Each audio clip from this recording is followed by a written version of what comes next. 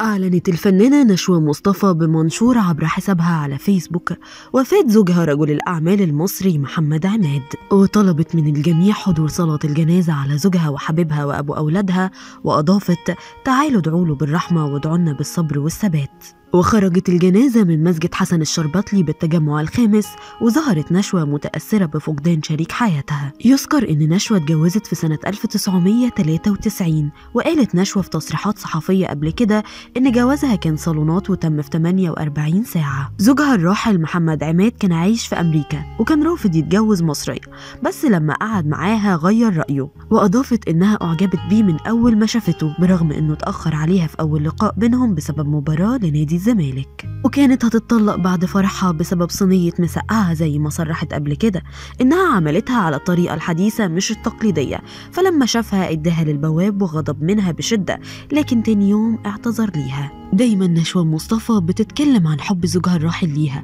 وحبها الشديد ليه ولأولادها مريم وعبد الرحمن، علشان يفجعها الموت برحيله. خالص العزاء للفنانة نشوى مصطفى ولأسرتها.